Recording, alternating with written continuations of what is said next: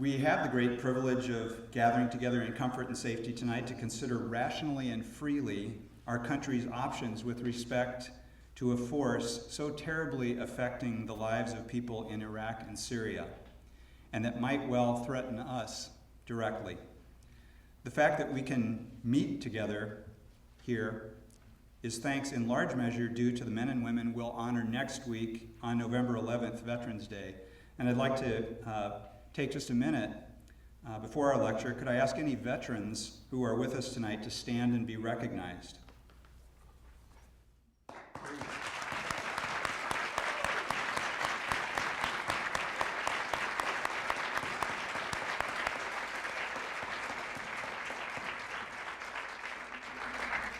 We thank you for your service.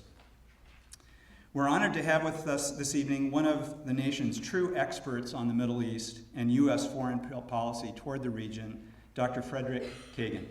Dr. Kagan holds a PhD in Russian and Soviet military history from Yale University, formerly an associate professor of military history at West Point. He is presently the Christopher DeMuth Chair and Director of the American Enterprise Institute's Critical Threats Project. In 2009, he served in Afghanistan as part of General Stanley McChrystal's Strategic Assessment Team, returning to Afghanistan in 2010, 2011, and 2012 to conduct research for Generals David Petraeus and John Allen. For this volunteer service in Afghanistan, Dr. Kagan was awarded the Distinguished Public Service Award by Chairman of the Joint Chiefs of Staff, Admiral Mike Mullen, the highest honor the chairman can present to civilians who do not work for the Department of Defense. Dr. Kagan is co-author of the 2011 report Defining Success in Afghanistan, published by American Enterprise Institute and the Institute for the Study of War, and he's author of the series of reports Choosing Victory, published by AEI, which recommended and monitored the U.S. military surge in Iraq. His most recent book is Lessons for a Long War, How America Can Win on New Battlefields, published 2010. Dr. Kagan is contributing editor at the Weekly Standard magazine and has written for Foreign Affairs, the Wall Street Journal, the Washington Post, Los Angeles Times, and other periodicals. Please help me welcome Dr. Frederick Kagan.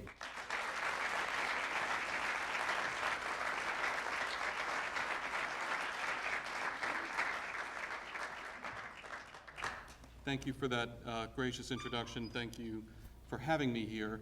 This is a very strange position for me to be in. I don't usually give, let me say, I'm not usually asked to give speeches to a large crowd.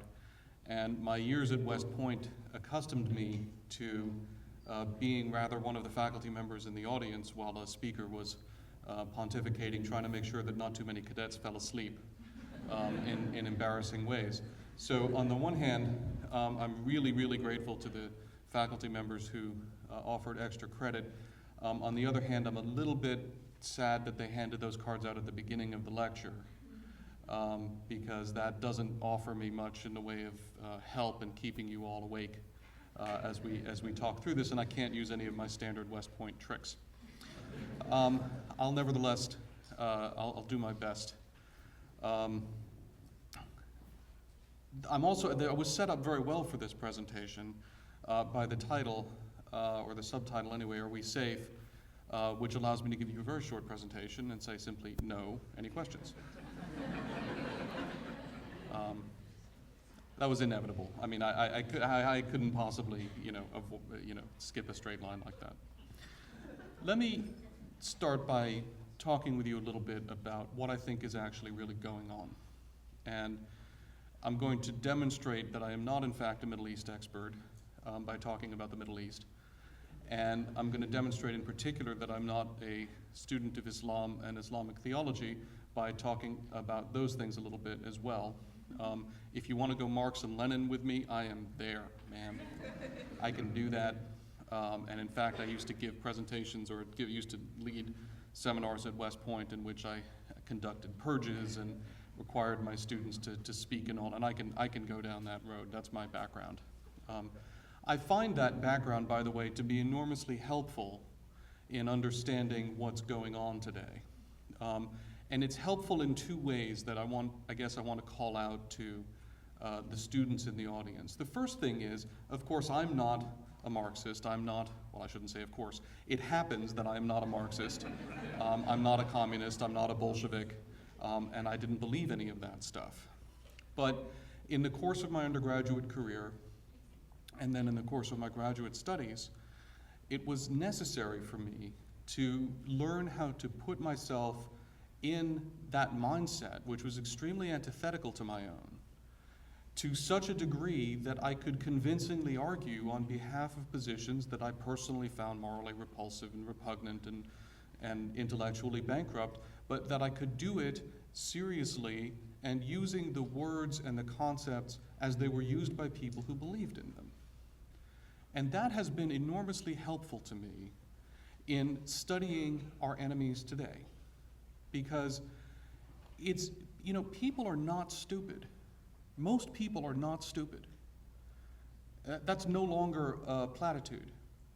Because we live in an era increasingly where it's comfortable and comforting and common to say that anyone who disagrees with me is stupid. But the truth is most people are not stupid. And when you see very talented people doing extremely evil things from your own perspective, and doing them very expertly and well, not in a moral sense, but in the sense of actually accomplishing what they're trying to accomplish, they can't be stupid people. And they're probably not insane either in any useful sense of that term. They may be morally insane from our perspective. They are certainly working within the confines of a bounded rationality that is very different from anything that we're comfortable with, but they're not insane in any meaningful sense. They're sane people who are rational within their own constraints, who are extremely intelligent and talented, and who happen to be doing things that we find evil. If you want to understand them, the least important and least interesting part of that description is that we find them evil. Because that doesn't tell us anything about them. That tells us something about us. And that's fine.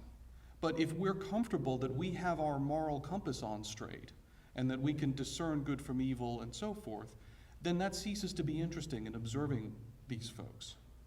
And so you have to be able to put that aside. And you have to be able to put it aside so comfortably that you really can put yourself in the minds of people who are comfortable strapping explosives onto the bodies of mentally ill young people and sending them into a crowd to blow people to smithereens.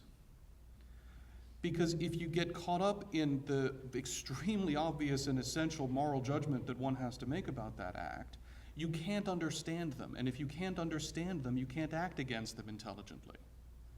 So one of the things that upsets me the most about what's gone on in academia in particular, but in our society generally, is the unwillingness to confront views that differ from our own profoundly, even to listen to them, let alone actually to engage with them to the point of being able to mimic them, or better yet, argue on their behalf intelligently in your own way. So learning how to do that for Bolsheviks was a gateway for me to be able to learn how to do that for the enemy that we face today. And I commended to everyone in the audience, all the young people in the audience, to make that exercise sometime. If you're a Democrat, then make the exercise sometime of making an argument on behalf of a radical Republican.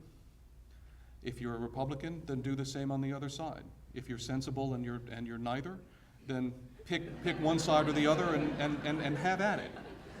And if you don't care about politics, then you can do it with Deflategate and try to argue on behalf of Tom Brady or the NFL or whatever you like. It doesn't matter. But just get into the head of, and I don't know Southern California sports well enough really to be able to do those references. I'm a Connecticut Yankee, so it's all sort of wrong to me from that perspective. No offense. Not that the Yankees are doing so well. But make that exercise. So that's one of the things that I'm going to try to do a little bit with you tonight is talk you through a little bit what these folks are about and where they're coming from. But here's the other little thing that's actually oddly helpful to me about my background in Sovietology. As I'm going to tell you in a bit, a core part of the ideology that's motivating Al-Qaeda, and ISIS is just an Al-Qaeda offshoot, is actually a bastardization of Marxism and more specifically Leninism. And so it actually was very helpful to me in a concrete sense to be able to understand that, and I'll talk about that in a little bit. Let me start on my weak suit, though. Let me start, and I'm particularly in an audience where people study religion, and I am not in any way a student of religion. I'm going to go out there and talk a little bit about Islam as it relates to this particular problem. And the first thing that I want to say is the problem of Al-Qaeda is not a problem of Islam in the sense that there is absolutely nothing in the religion of Islam as it is lived and has been lived over the centuries by billions of people that leads you naturally, inevitably, to the kind of behavior or viewpoint that is being performed by a small minority of the Muslim community. I think it's an enormous problem. I think it's extremely inaccurate if we say, and I deal with this all the time. I mean, there are a lot of people who go around Washington and elsewhere who say, look, I mean, Kagan, you just don't get it. No, that happens a lot. I mean, a lot of people say that. But in specific, they mean, Kagan, you don't get it. This is about Islam. You keep pretending that there's some small group of people, this is a problem, and this is about Islam. It isn't about Islam. It really isn't. But there is I would put it this way, a crack in the base of Islam that creates a vulnerability that people can exploit within the religion who choose to. And that's what we're seeing. So at the heart of this, the key thing that differentiates, or one of the most important things that differentiates the Al-Qaeda ideology from Orthodox Islam of any variety and from most radical, Salafi, even Salafi jihadi forms of Islam is the notion of takfir. So let me talk with you for a minute about that. Islam, for those of you who aren't familiar with it, the most important thing about Islam is monotheism. It is the monotheistic religion. And it takes the notion of monotheism to an extreme that even Judaism and Christianity don't. And in fact, the notion of the Trinity is extremely problematic for Muslim theologians who want to be generous to Christianity because it sounds an awful lot like polytheism to them. And that leads you very quickly to the worst sin that you can possibly commit as a Muslim, which is to worship another god, another deity, alongside of Allah. That is the worst, most evil sin that you can commit. And it makes you an unbeliever, a kufr, or kafir. So the root, the key, one of the fastest routes to being a kufr, to becoming an unbeliever, is to worship another deity alongside of Allah. And this is repeated continually in the Quran, and it's repeated continually in the Hadith, which are the narratives of the behavior of the Prophet, which serve as a model for the community, and it's repeated endlessly by Muslim theologians and in Friday prayers and so forth. You must not worship another deity alongside of Allah. And that's why the Muslim creed, the Shahada, is a very simple, straightforward statement. There is no God but Allah, and Muhammad is the prophet of Allah. So that is what is at the base of the religion. Now, why does this matter now? It matters because the question of what it means to worship another deity alongside of Allah has often been a bit controversial, and it's actually not as straightforward as it might seem. And it is used, and has long been used, by extremely radical elements of the Muslim community to accuse other Muslims who do things that they disapprove of putting another human being, an individual, or another deity alongside of Allah, and therefore being kufrs. And when you say that someone is a kufr, when you say that someone is an unbeliever, the process, the Arabic word for that is takfir, that is to declare someone an unbeliever, to declare someone an infidel. Okay. Now, When you look again at the core basic teachings of Islam, you can ask the question, who has the right to say who is a good Muslim and who is not a good Muslim? And who has the right to say, you are a Muslim and you are a kufr?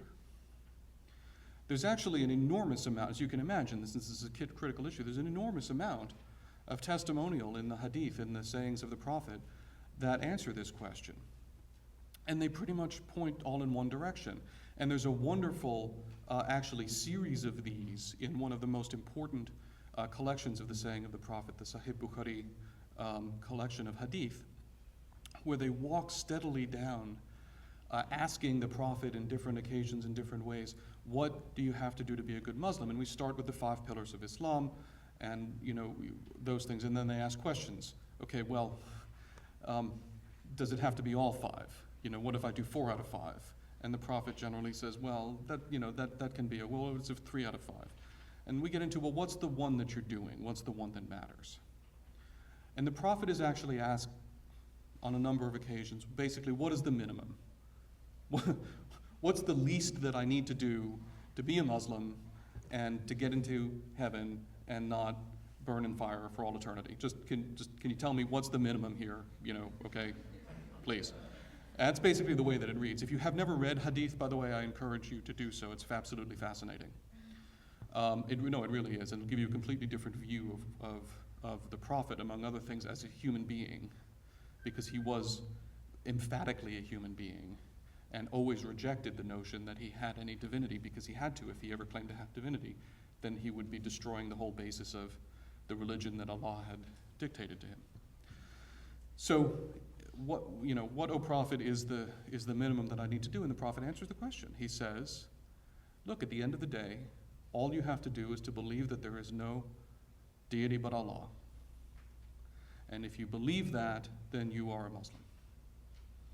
And then they test this, because this is one of the things that goes on in the hadith. Anyone who's familiar with the Talmudic tradition will also be familiar with this kind of testing and pressing of the question. And they test it, and they ask him, well, look, there's this really, really bad guy, and he's been doing horrible things, and he's been preying on Muslims and all like that. He's a kufr, he's an infidel.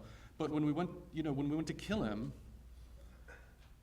he said the Shahada. He said there is no God but Allah, and Muhammad is the Prophet of Allah. What should we do, O Prophet? And the Prophet said, you can't kill him. You can't take his blood, because you have no way of knowing that he's insincere. And if he is sincere, then he's a Muslim.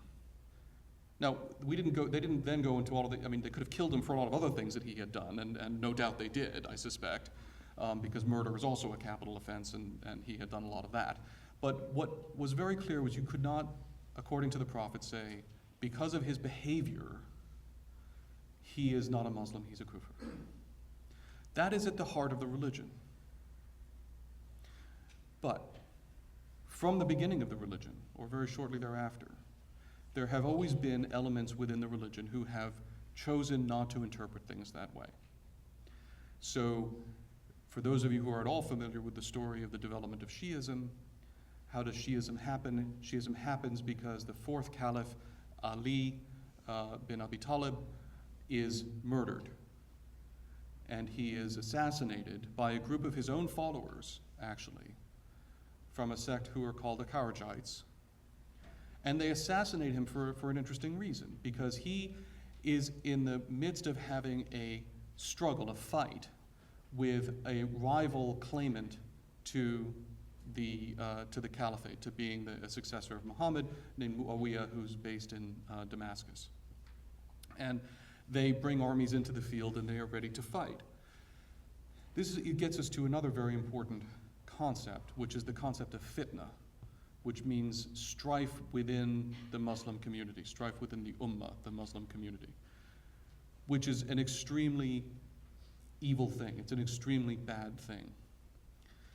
And I'm giving you these words because I can translate these things, but you need to understand the incredible negative connotations and negative emotional connotations that these words have. If I say kufr, infidel, if I say takfir, calling someone an infidel, if I say fitna, struggle within the Muslim community, these are words that have emotional resonances like murder or rape or anything that is automatically bad, extremely bad.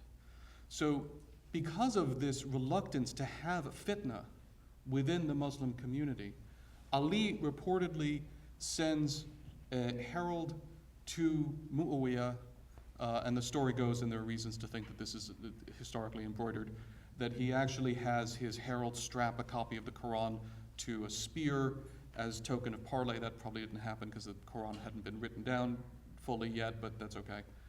And he offers to have the dispute mediated. And they have the dispute mediated and so on. And the Kharijites, who were members of Ali's army, separate from him and denounce him. And they say, you have fallen into apostasy because you have submitted a quarrel to the judgment of a human being. Only God can judge. And by submitting the quarrel to a human judge and obeying that human judge, you are worshiping that human alongside of Allah. You are giving that human divine characteristics. And so you have become an apostate. And the penalty for apostasy is explicit and clear. It's death. And so the Kharijites assassinate Ali. The Kharijites are one of the groups in Islam who are almost universally regarded as heretics. And the viewpoint that they espoused, particularly in this matter, is a heretical viewpoint. It is not any part of mainstream Islam. Mainstream Islam has always rejected it. And I think always has to reject it because you can't have a functional religion that operates on that basis, apart from the fact that what's in the Quran and the Hadith doesn't support that view, in my opinion, as someone who's not a Muslim and not a theologian, but also in the view of a lot of people who are. So the trouble is that right at the beginning, this is a crack in the foundation. You have always this line of argument that can be made by real extremists who say that doing certain things means arrogating to other human beings divine powers, which means worshiping them as deities alongside Allah, which means that you have become an apostate, clearly, and you must suffer the penalty for apostasy. This is a heresy. I'm going to define it that way. This is a heresy that reemerges periodically in Islam. The assassins were another version, and of course our word assassination comes from assassins, which was another heretical sect of this variety, also saw things this way, and this is at the core of the Al-Qaeda ideology. And so what is the Al-Qaeda ideology? What is the manifestation of this now? How is this playing out? What is the sin? What is the apostasy here? The apostasy, according to Al-Qaeda, is obeying human government, and particularly obeying anyone who claims to be giving laws. Only Allah can give laws in that view. And so if you obey the laws that a human being has decreed, you are worshiping that human alongside of Allah, and you have become an apostate, and you must be killed. Now again, that is a heretical view within Islam.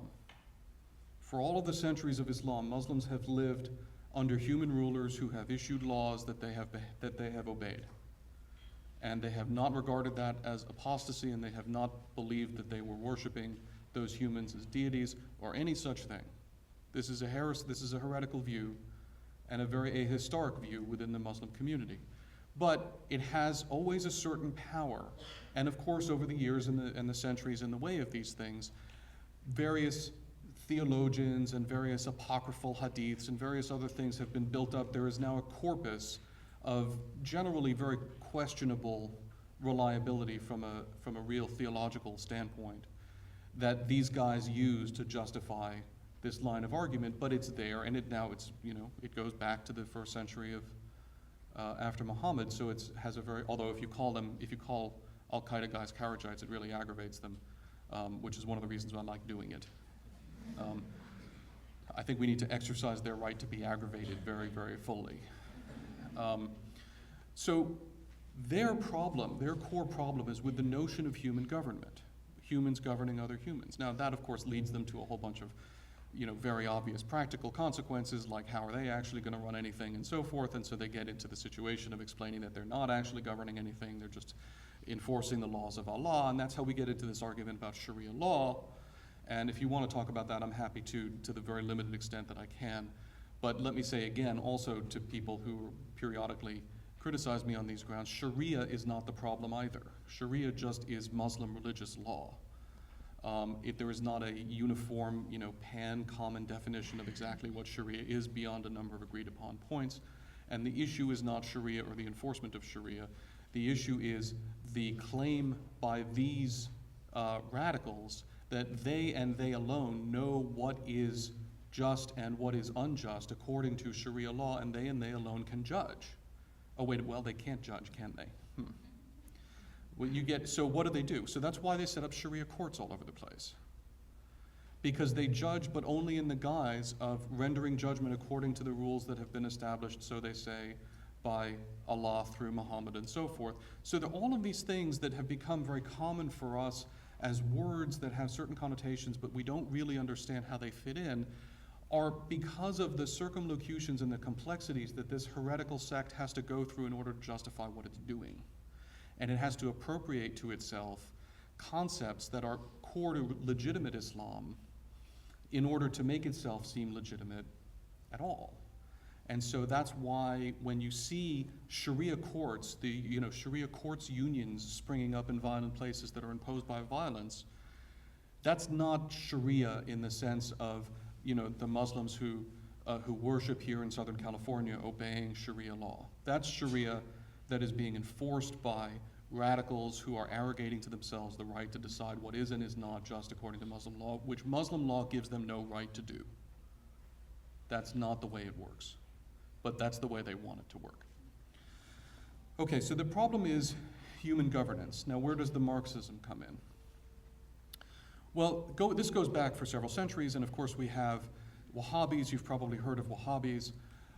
Ibn Wahhab was a powerful, I don't want to call him a theologian, but a reformist religious radical who sort of held views rather similar to this, who linked up with the early leaders of the House of Saud and helped the House of Saud establish itself, and is totally intermarried with the House of Saud, which is why you have Wahhabi preachers in Saudi Arabia and all of that sort of stuff. So you've had that line of thinking, but they don't take it quite, or they didn't historically take it quite to this degree.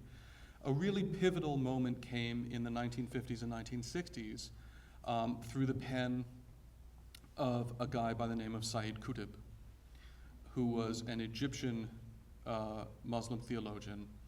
And he was a theologian, evil as he was. I need to put that aside and recognize that he produced many large volumes of extremely thoughtful, in my view inaccurate, but nevertheless extremely thoughtful and well thought out and articulated presentations of this.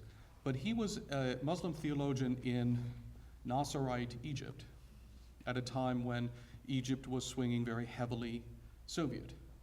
And there was a lot of Marxism running around and a lot of Leninism running around. And as Qutb thought about what shall we do about this fact that the world is now dominated by kufirs, the world is dominated by infidels, and they're imposing their kufirism on the Muslim community and leading it astray, and we have to defeat them, but we're weak and they're strong. How do we do that? Wait a minute. That's what the Bolsheviks did. How did the Bolsheviks do that? Well, now I'm back on comfortable ground. I've gotten back to my happy place, talking about Lenin. Well, how did Lenin do that? That's what we ask, by the way, in Sovietology. What would Lenin do? That's our catchphrase. And if you want to run a revolution, that's a really good way to think of. Just ask yourself, what would Lenin do?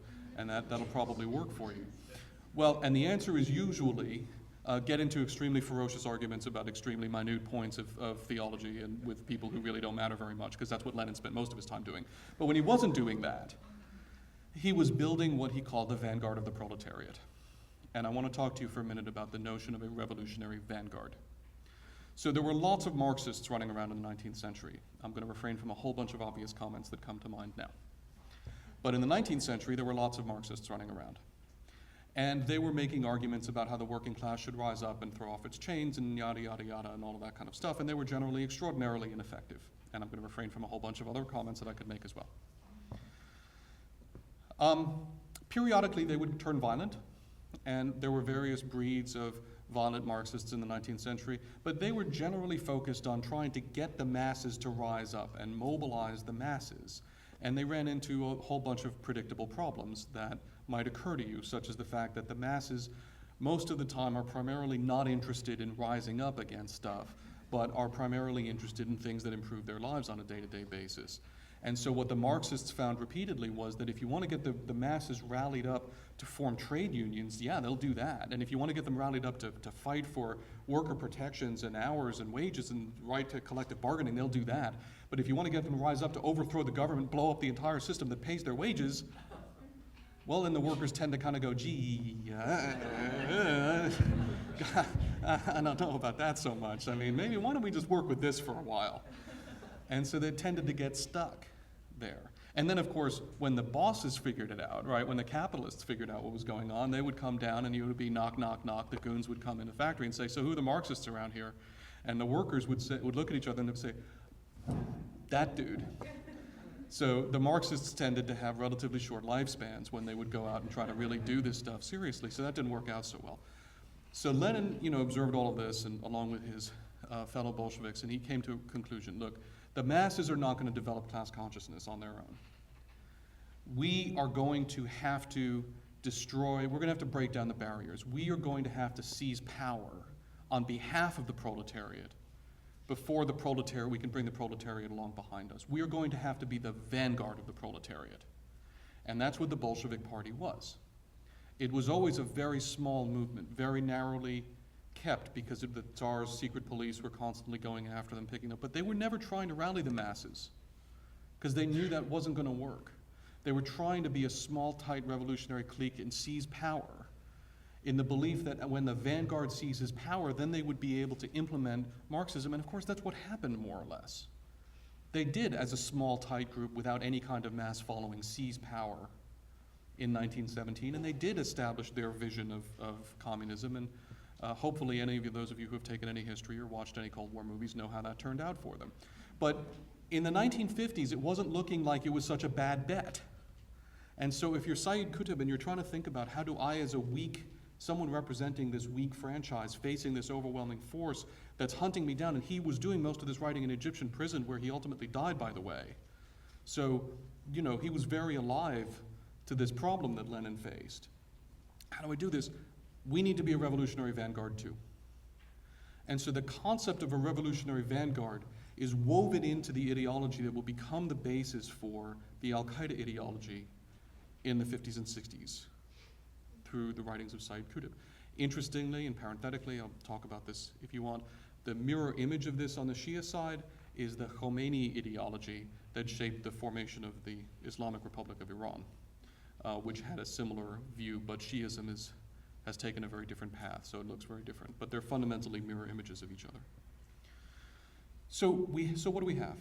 We have an ideology, very highly developed, very deeply articulated, that accepts and values the principle of takfir, of a small group of self-defined righteous, I might say self-defined self-righteous Muslims arrogating to themselves the right to decide who is and who is not a Muslim, and furthermore to decide who has committed apostasy and therefore must be killed, along with the belief in the revolutionary vanguard, married up. And what does that get you? It gets you a terrorist organization like this.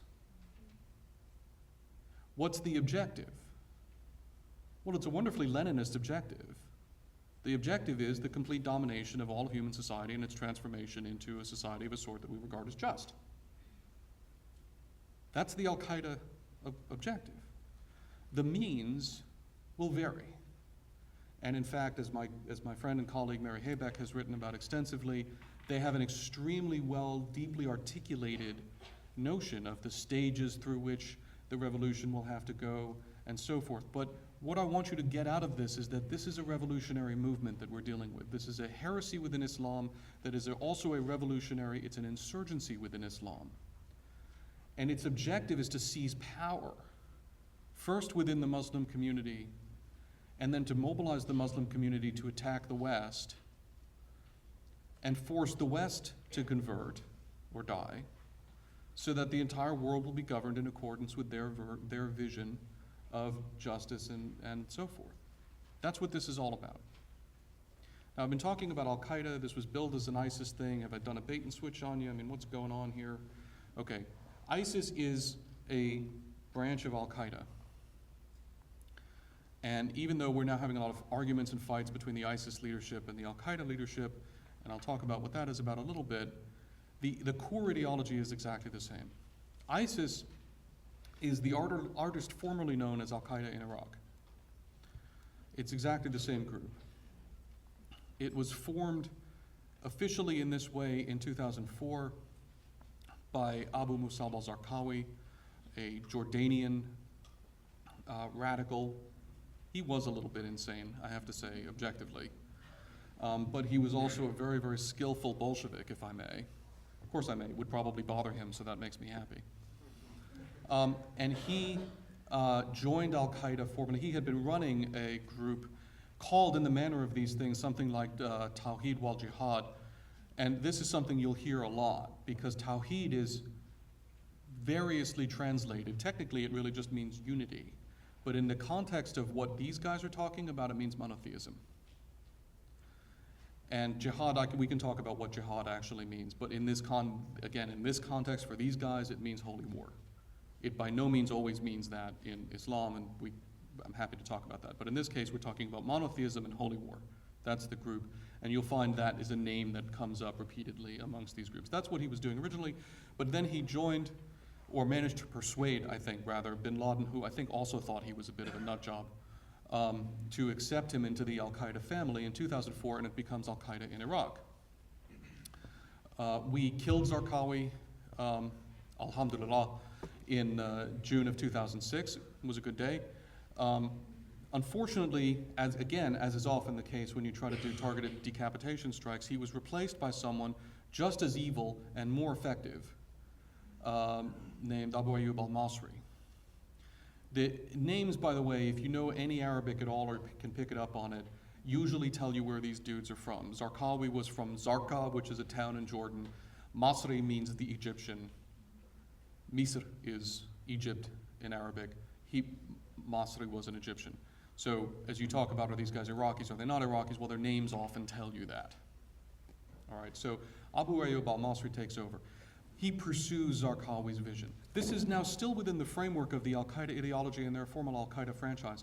But the Al-Qaeda ideology grew up in Saudi Arabia. That's where bin Laden developed this. And then it grew up in Afghanistan fighting the Soviets.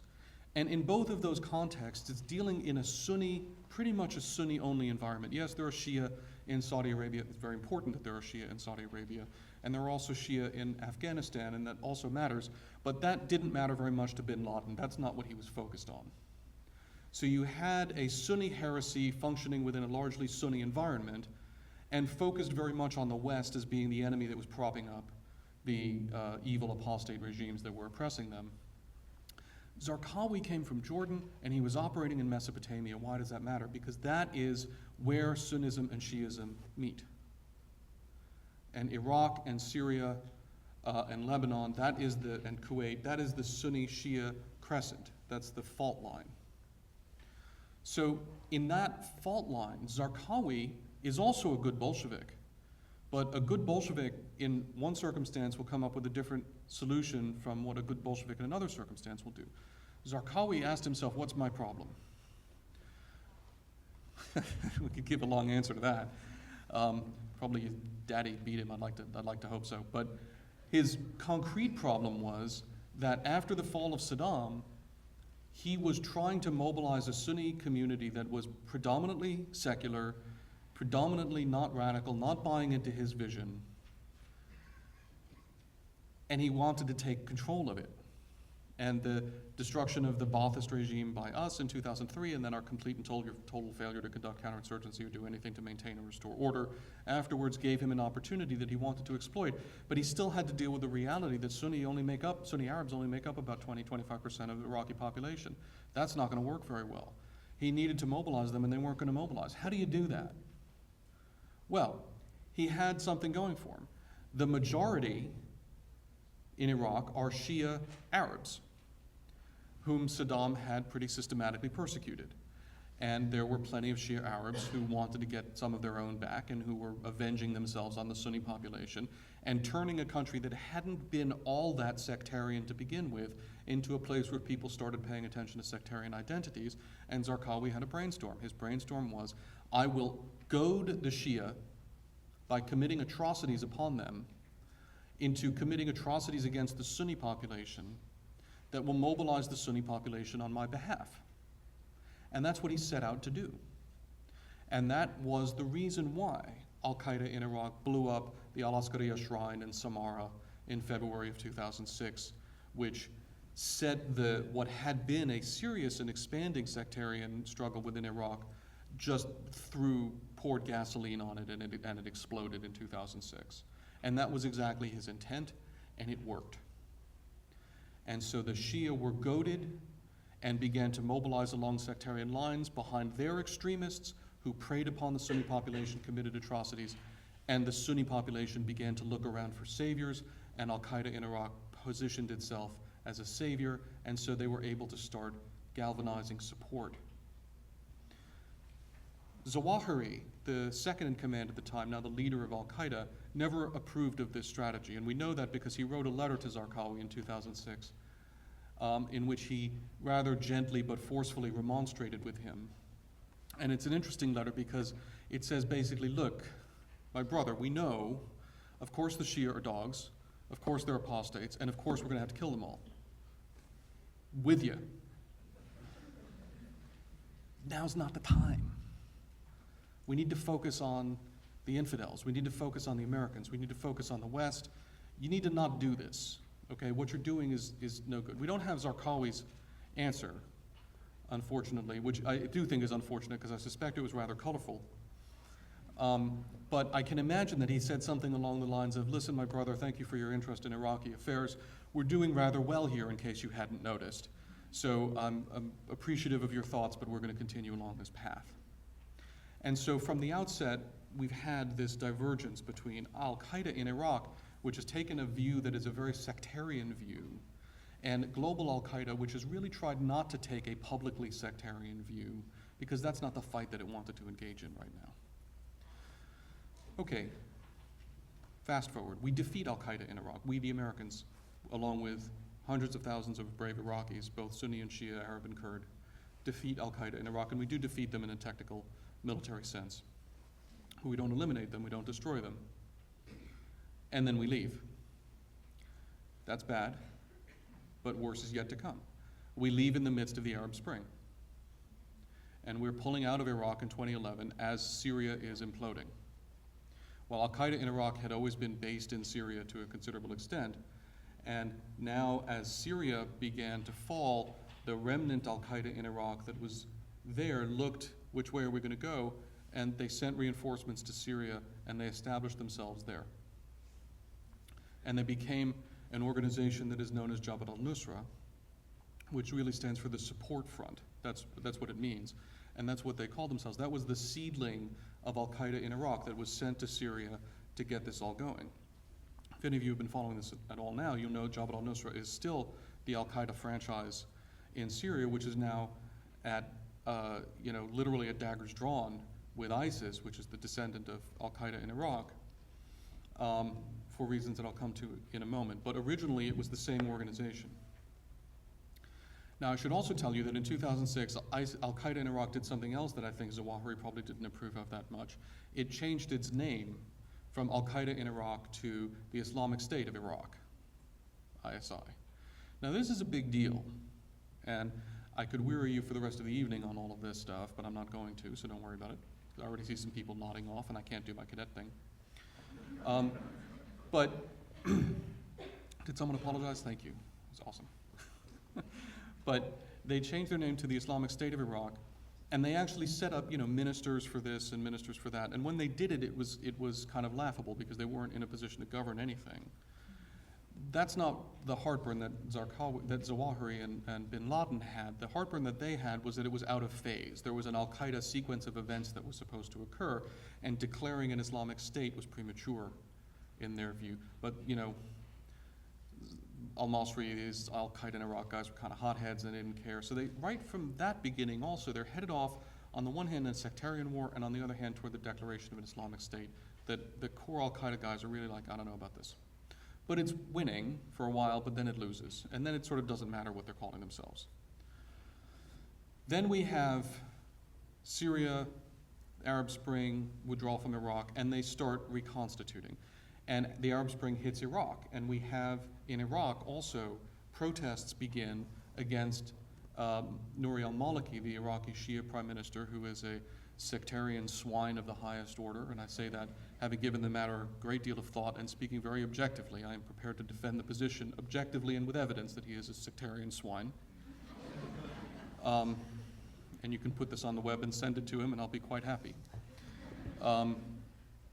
And he is all about, you know, Shia sectarian vengeance against the Sunni, and that's always what he's been all about, honestly. And as we withdrew, he ramped up the Shia sectarian vengeance machine some more as the Arab Spring was going on elsewhere, and then you start to get peaceful protests, which are largely Sunni Arab protests against the Maliki government, quite justified in my opinion, which remained peaceful for more than a year.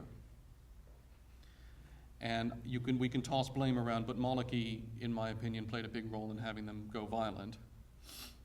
And all the while, al-Qaeda in Iraq, the Islamic State of Iraq, is watching this and trying to take advantage of it. And for a very long time, the Iraqi Sunni Arabs are pushing them away. And so a couple of times you would see, black flags, which is the symbolology that the al-Qaeda groups choose, and there's a reason for that, which I won't bore you with now. But you see black flags appearing at some of these rallies and immediately getting taken down, and the guys who have them get beat, and they show them the door, and like that. That happens a few times.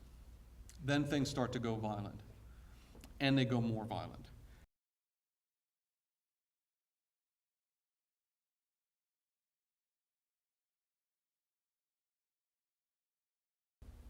I've talked a lot about what was going on in Iraq. What is going on in Syria is that you had an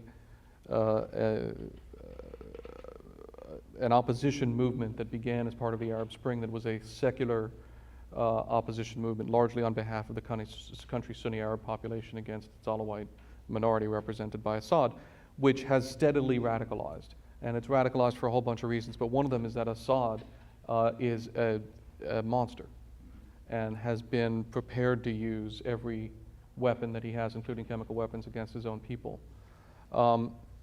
So when we talk about, we need to support Assad against ISIS, the problem is that that's failing to understand that Assad created ISIS in a certain sense. Assad, his behavior is what has allowed this to grow and what is feeding it.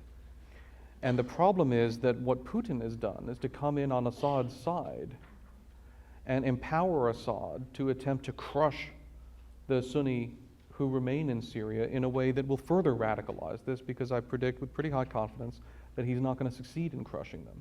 So what Putin has done is to come in. There was a situation where Assad was really teetering, and it was not at all clear that he wasn't going to be forced aside, and Putin has now propped him up again and is bringing Russia's own rather indiscriminate air power to the fight on Assad's behalf, along with Iran. And he has in fact created a military coalition that is functioning on the ground that includes Russian forces and Russian aircraft, Iranian forces, Syrian forces, Lebanese Hezbollah forces, and Iraqi Shia militia forces, among others. The Iranians, by the way, have also been mobilizing Afghans in Iran and Afghan Shia from Afghanistan and bringing them into the fight in Syria as well. So this is already, as we talk about containment, one of the side, both the al-Qaeda side has always been trying to expand this, but the Shia side of this is also trying to expand it, and Putin is enabling that. Now, I don't think that's what Putin cares about. I think what Putin cares about is, first of all, sticking us in the eye and avenging the Cold War defeat, which has always been his aim, reestablishing, as he thinks, Russia as a global power, as it should be, as he believes, driving us out of the Middle East, which will help him with doing that. And he's already accomplished something that none of his predecessors ever managed to do. He has a Russian air and naval base on the eastern shore of the Mediterranean that he can have, in principle, for as long as he wants and as large as he wants to do whatever he wants with. That's an amazing accomplishment. Real change in geopolitics. It is the beginning, potentially, of a very major change. Right. Okay, we have some questions from the audience, and I'd like to get to those. For definition's sake, could you clarify Sharia, takfir, fitna, one more time, please? Thank you. Sure. And I apologize for just throwing those at you. Sharia law simply means Muslim religious law. And you can get into what does it mean in the specific, and there are some things that it always has to mean. There are specific penalties and so forth that are prescribed in the Quran, although the truth of the matter is that Muslim communities over the ages have altered those. But Sharia just means Muslim religious law. The problem that we have is that extremist groups keep trying to take control over the definition of it, and too often well-intentioned but ignorant Western governments empower that by allowing people to come in and say, well, this you have to allow or require all Muslim schoolgirls to wear hijab because that's Sharia law. Well, that doesn't have to be Sharia law in Southern California, because especially Sunni Islam is a normative religion, and the community's norms change, and the interpretation of Sharia law historically has changed with that. So anytime you have radicals coming in and trying to tell you this is what Sharia law is, you really need to go back to the community that they're claimed to be speaking on behalf of and try to figure out, is that actually true? If it is, then you talk about, reasonable accommodations that you want to make. But you don't start by just saying, well, these guys in turbans came and said that this is Sharia law. Takfir is simply the act of calling a Muslim an apostate, calling a Muslim an infidel. And fitna is strife within the Muslim community. Very good, thank you. Here's one. In the Cold War, a great deal of containment success was due to a robust alliance network.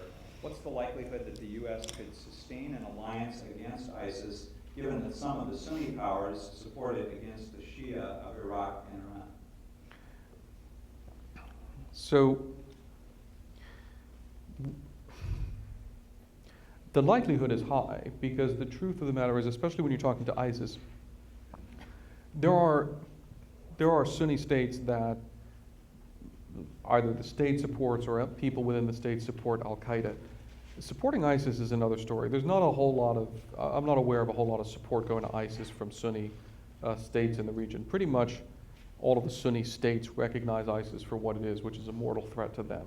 Could there be financial support that's coming from individuals? Sure, yes, of course there is, but I think you're going to find that a lot of the Gulfi support is going to Al-Qaeda and its franchises rather than to ISIS. So I make that distinction just to say that if the question is, can we build and sustain a coalition against ISIS rather than against Al-Qaeda, the answer is it's easier to build and sustain a regional coalition against ISIS, even in the context of a Sunni-Shia conflict. But look, I mean, again, this goes back to, why do people end up siding with people that they think are bad? Because they think the alternatives are worse. So you're dealing with Sunni states that feel themselves, rightly or wrongly, to be threatened by Iran and by the Shia Crescent and by a variety of other things, and who fear that the nuclear deal is a sellout and will give the Iranians a nuclear weapon. I don't need to get into that argument right now, what you think about it. What matters is that the Saudis think that that's what it means. So until and unless we find a way to reassure them somehow that they don't need to turn to radical forces to combat the Iranians, then they're going to turn to radical forces to combat the Iranians.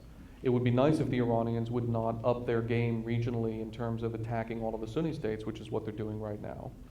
And so we might want to actually follow through on things that the president has said that he would do, such as combating Iranian malign regional activity against our allies. All of which is a long way of saying, yes, I think we could build and sustain a coalition here, but it would require more activity on our part. Okay.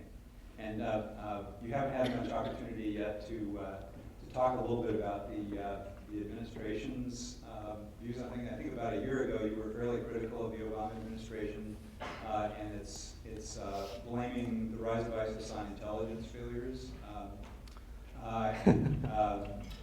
That struck me as kind of an interesting thing, so feel free to weigh in on the administration and directions for things you could do and take if you care to along the way at this point, now that we're where we are?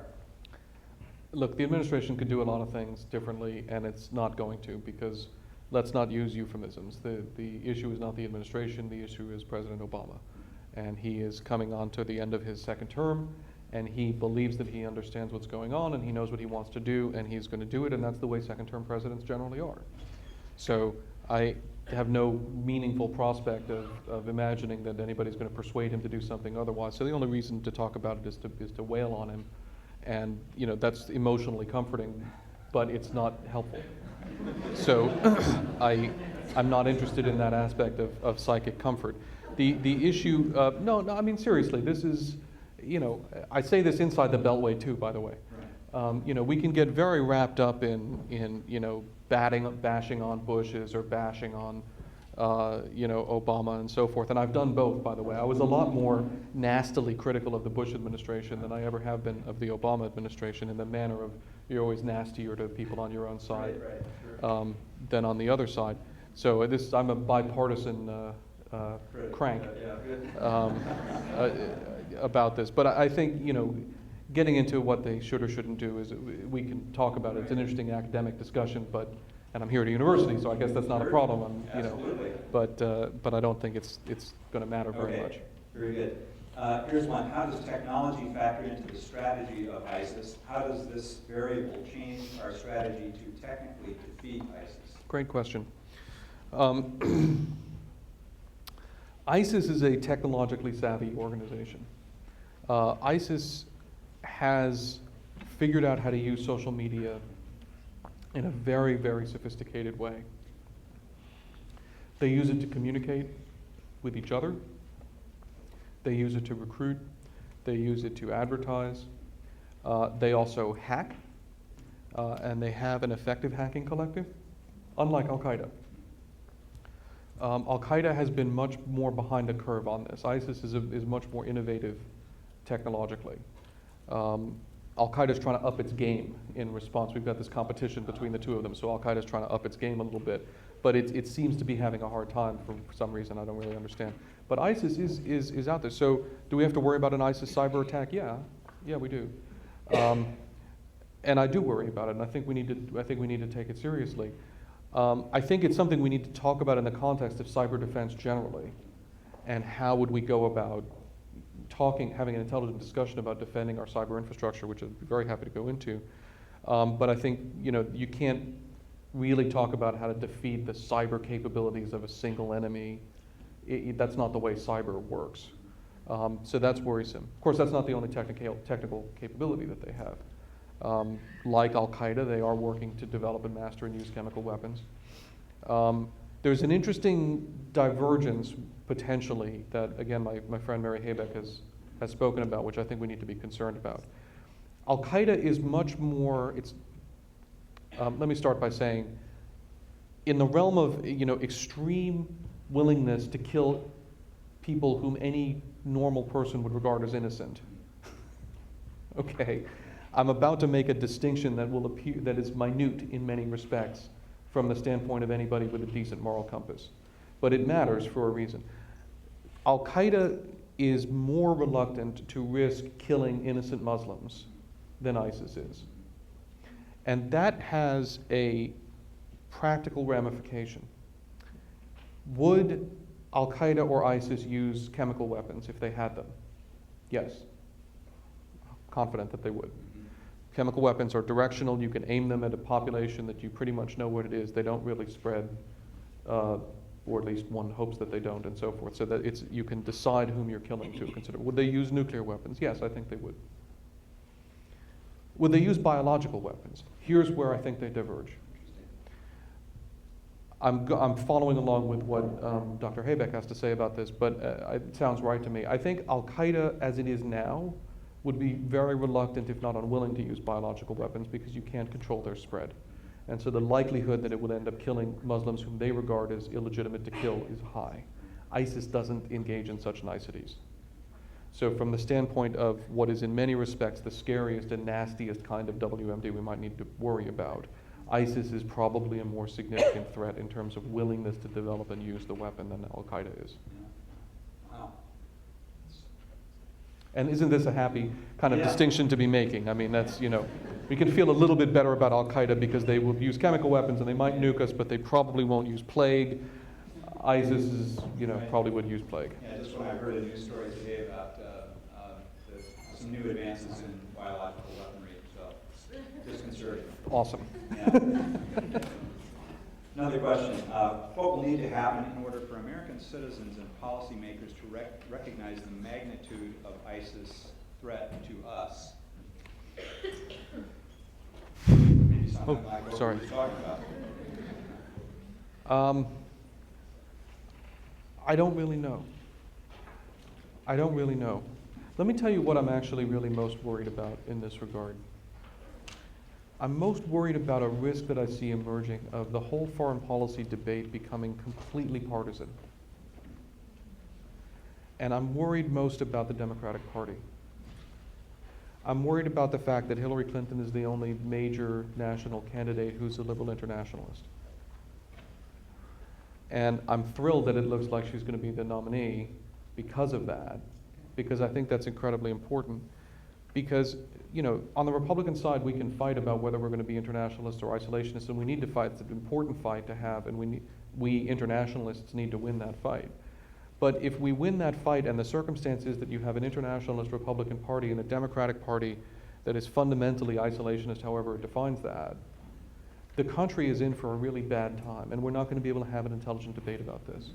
So it's one of the reasons why I spend a fair amount of time and effort reaching out to liberal internationalists, and getting a lot of them reaching back to me too, because I think we internationalists on both sides of the political aisle recognize that our disagreements about how we would do stuff in the world are much less important now than the disagreements that we have with people who say we shouldn't do anything in the world. And that's something that I think, if I were going to leave, any audience with a thought and a what can you do about this, it's figure out how to try to heal the partisan divide here. And let's not focus on, well, you just want to invade everywhere, well, you just want to do humanitarian assistance everywhere, which is almost never true on either. It's almost always a straw man. In either case, let's say, look, we both agree that we need to do something in the world. Let's sit down and have an intelligent conversation about what we think we need to do, which is probably going to be some combination and compromise between what our positions are. Let's focus on that instead of attacking each other, because the danger is that we're going to end up in a situation where we're both losing to people who say we should do nothing in the world, and then none of our objectives are going to be accomplished. On the Republican side, are you enjoying or feeling like there's a healthy conversation about liberal internationalism on the Republican side among the multitude of candidates that we have? Are there any that you think are particularly strong that way? Or? I don't actually comment about. Okay. I don't handicap those races. Okay, I don't do that. So I'm not going to. Fair enough. Okay. I think we have time for one or two more. Going forward, who do you think our most important partner is in the area in solving the problem of ISIS? The Sunni Arabs. Sunni Arabs. I don't mean states. I mean the Sunni Arab community. Population. It is the Sunni Arabs who are suffering most from this. It is the Sunni Arabs who are going to have to bear the burden of the fight to reject these guys. We fought with them, we fought against them, then we fought with them, then we abandoned them. We need to show them that we're willing to fight with them again against this incredibly evil threat to them and to us. That's the partner we need to focus on. That's why helping Assad is counterproductive. That's why saying let the Russians take care of this, which is just a way of saying helping Assad without being honest about it, is counterproductive.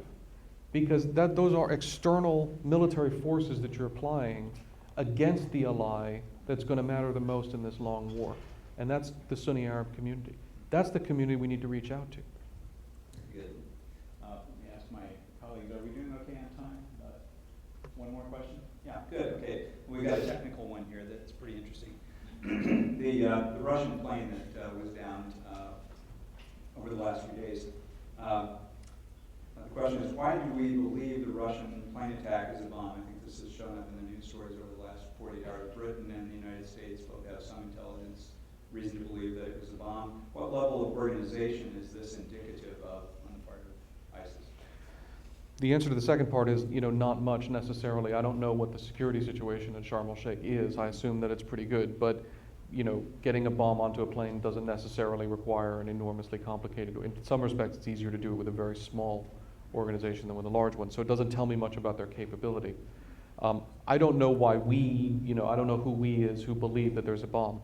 I'm leaning toward that for a variety of reasons that have to do with media coverage. I don't have any inside information. Look, what I will say is, as someone who's watched ISIS carefully for a long time, they are actually not the kind of group that takes credit for really high-profile attacks that they didn't conduct, and that then stomps their feet and throws a tantrum when people say that they didn't conduct. That's actually not the way they usually perform. Now, this is a different ISIS franchise. This is a group, they might be, behaving differently, but historically they're a bit more sober than that in terms of what they take credit for. And the tantrum that they're throwing as people are casting doubt on this is really sort of interesting for a terrorist organization. But look, when US intelligence officials are telling people on background such that they're allowing themselves to be quoted, that they're hearing or were hearing chatter before and after the attack by a group which then took credit for the attack, where there's no technical reason to doubt that there was a bomb on it, and there does seem to be some technical evidence to suggest that there might have been a bomb, including that it's otherwise rather difficult to explain what happened. There's a sort of an Occam's razor thing here, okay? You can either accept that a terrorist group with a known and identifiable motive that is in the area, that it's not at all a stretch to imagine that they could have done this, that takes credit for it and then loses their mind when they don't get credit for it, did it. That's on one side. Or you could believe that something extremely arcane and hard to explain happened to a plane that almost never happens to planes. So that's kind of why I'm leaning in one direction. But I could be wrong. Weird things do happen to planes, and that's how records get made, and it's quite possible. But right now, I would say that the simpler explanation is the one that suggests that it was a bomb. Well, we end on that interesting note, and we have an interesting project, I think, that you've given us to consider how American public opinion might be changed with respect to ISIS. Let's thank our guests once again.